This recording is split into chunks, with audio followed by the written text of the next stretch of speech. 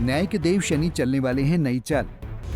सोने के पाए में शनि चमकाएंगे किस्मत। जाने मीन राशि पर कैसा होगा इसका असर। मेरे YouTube पेज एस्ट्रो नरेश पर आपका स्वागत है। नमस्कार, मैं हूं नरेश कुमार। सबसे पहले उन दर्शकों का धन्यवाद जिन्होंने पेज को सब्सक्राइब किया है, पेज के वीडियोस को शेयर कर रहे हैं, लाइक कर रहे हैं और कमेंट बॉक्स में हमें अपनी राय भी लगातार भेज रहे हैं। दोस्तों, आज के वीडियो में बात करेंगे शनिदेव की। शनिदेव का गोचर होगा 29 मार्च 2025 को। 29 मार्च 2025 से लेकर शनिदेव 23 फरवरी 2028 तक मीन राशि में रहेंगे। मीन राशि के जातकों के लिए ये शनि की साढ़े साती का दूसरा फेस होगा। यहाँ पर शनि इस गोचर के दौरान सोने के पाए में रहेंगे। सोने के पाए का फल मिश्रित होता है। दरअसल जब शनि देव किसी राशि में गोचर करते हैं तो उस दौरान एक कुंडली बनाई जाती है, शनि के ट्रांजिट की कुंडली होती है। उस कुंडली में यदि चंद्रमा, शनि नहीं चंद्रमा, यदि चंद्रमा किसी राशि के पहले भाव में, छठे भाव में या 11वें भाव में आ जाए तो वो राशियां जो है वो सोने के पाए में गिनी जाती हैं। उनके लिए शनि का फल सोने के पाए वाला होता है। सोने के पाए वाला फल जो होता है वो मिश्रित फल होता है। मिश्रित फल में आपको नेगेटिव रिजल्ट भी मिलते हैं, बीच बीच में पॉजिटिव रिजल्ट भी मिलते हैं।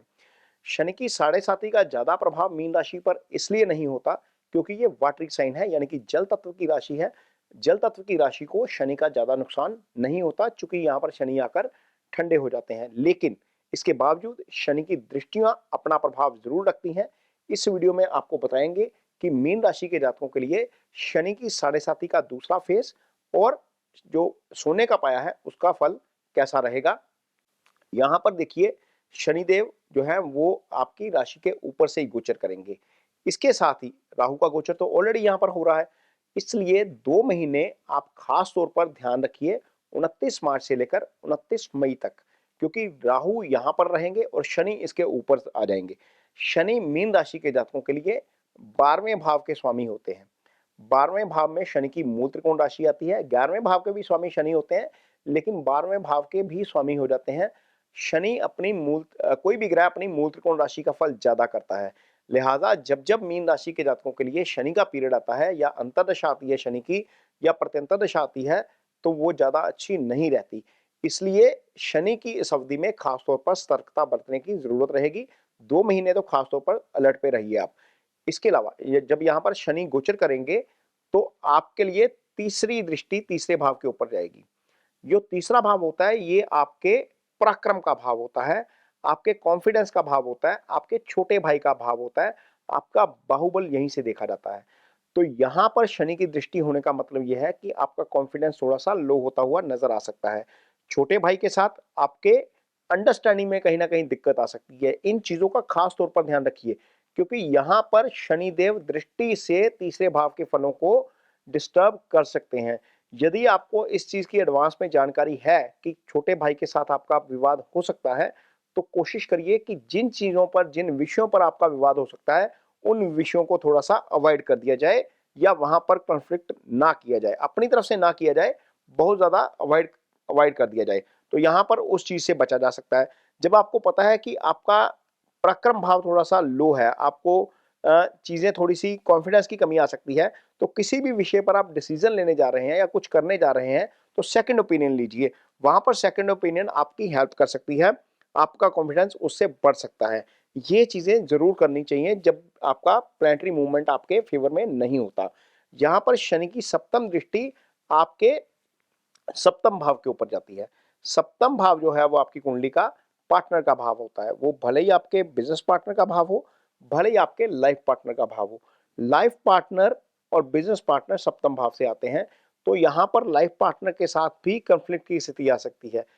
भाई के साथ तो है ही, लेकिन लाइफ पार्टनर के साथ भी कंफ्लिक्ट हो सकता है। इसके अलावा लाइफ पार्टनर की हेल्थ को लेकर भी इशू हो सकता है। वहां से संबंधित कोई ना कोई चिंता आपको परेशान कर सकती है इस गोचर के दौरान। इसके अलावा शनि की दृष्टि एक रहेगी दशम भाव के ऊपर। दशम भाव आपका कर्म स्थान होता है, यानी कि कारोबार का स्थान है। आपकी नौकरी यहीं से आती है। आप कोई भी फ्रीलांस का काम करते हैं जिससे आपको अर्निंग आती है वो सारा दशम भाव से ही देखा जाएगा।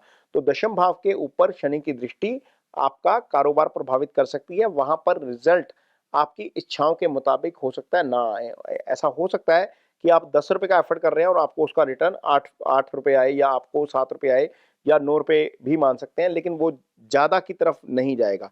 ऐसा होएगा बीच बीच में। कि आपको कुछ ना कुछ उसके अच्छे फल भी मिले, लेकिन बहुत ज़्यादा अच्छे फल आपको नहीं मिलेंगे। यहाँ पर कर्म स्थान से संबंधित फल जो है वो आपको नेगेटिव मिल सकते हैं। यहाँ पर शनि आपका पेशेंस जरूर टेस्ट करेंगे, इसलिए इस अवधि के लिए आपको खुद को तैयार रखना पड़ेगा। थोड़ा सा एडवांस में प्लानिंग करेंगे तो कारोबार के फ्रंट के ऊपर तो कारोबारी एडवांस में प्लानिंग करके बहुत सारी चीज़ें ठीक कर लेते हैं।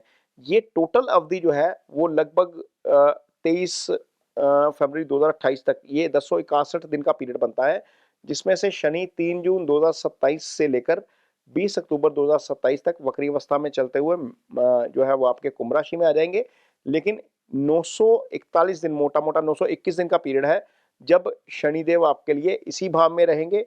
तो 921 दिन ये लोहे का पाया रहेगा लगभग, और शनि की दूसरी ढैया आपके ऊपर चलेगी 7.5 की।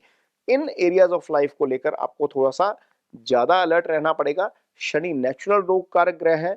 यदि आपको कोई प्रॉब्लम आती है इस ढैया के दूसरे फेज में, फिजिकल प्रॉब्लम कोई आती है, तो डॉक्टर जो भी आपको सलाह दे रहे हैं उसको फॉलो करिए, उसको नजरअंदाज ना करिए। इंग्लिश में कहा जाता है prevention is better than cure. यदि हम प्रिवेंशन थोड़ा सा कर लेंगे तो इलाज लंबा नहीं चलेगा, वरना शनि जो है वो समय के कारक हैं, डिले के कारक है। चीजें जो है वो लंबी खिंच जाती हैं शनि की अवधि में, तो लिहाजा थोड़ा सा इस तरफ भी आपको ध्यान रखने की जरूरत पड़ेगी। यदि आपकी कुंडली में शनि की स्थिति खराब है, शनि आपकी कुंडली में राहु केतु एक्सिस में है, शनि मंगल या सूर्य से पीड़ित है, शनि 8वें या 12वें भाव में पड़े हुए हैं, तो आपको शनि की रेमेडीज जरूर करनी चाहिए। जिनके ऊपर शनि की ढैया चल रही है, 7.5 चल रही है, उनको तो रेमेडीज करनी ही चाहिए। अदरवाइज भी जिनकी कुंडली में शनि की स्थिति कमजोर है या अस्त स्थिति में है, उनको शनि का जो मंत्रास है ओम शन शनिश्चराय नमः का जप करना चाहिए। पीपल के पेड़ को जो है वो पानी दे सकते हैं, ये अच्छी रेमेडी है शनि की। यदि आपके अंडर लेबर काम करती है या आप ऑफिस में सीनियर हैं, आपके अंदर जूनियर काम करते हैं, उनके साथ आपका बिहेवियर जो है वो कॉर्डियल होना चाहिए। उनके ऊपर ज्यादा गुस्सा मत करिए, क्योंकि शनि जो है वो मासिस के कारक ग्रह होते हैं। आप जितना मर्जी डोनेशन कर लीजिए, यदि आपका बिहेवियर आपके अंडर काम करने वाले लोगों के साथ ठीक नहीं है तो आपके लिए वो अच्छा नहीं होता, शनि उसके लिए अच्छे परिणाम नहीं करते। डोनेशन के रूप में आप काली उड़द की दाल शनिवार शाम के समय दान कर सकते हैं। दान करते वक्त और मंत्रास करते वक्त ओम शन शनिश्चराय नमः का जो जप करना है हमने, इसका जो बीज मंत्र है, ये करते वक्त आप अपना संकल्प जरूर लीजिए। संकल्प में आप अपना नाम बोलेंगे, अपना गोत्र बोलेंगे, अपनी राशि बोलेंगे, और जिस मकसद के लिए आप जो है वो ये रेमेडीज कर रहे हैं, ये उपाय कर रहे हैं, वो बोलेंगे, तो उससे डेफिनेटली आपको शनि के जो खराब प्रभाव आते हैं उनसे मुक्ति मिलने में सहायता मिलती है। ये वीडियो आपको कैसा लगा, इस पर कमेंट बॉक्स में अपनी राय जरूर दीजिए। यदि ये वीडियो अच्छा लगे तो उसे शेयर जरूर करिए, पेज को सब्सक्राइब जरूर करिए। इसके साथ ही मुझे दीजिए इजाजत। नमस्कार।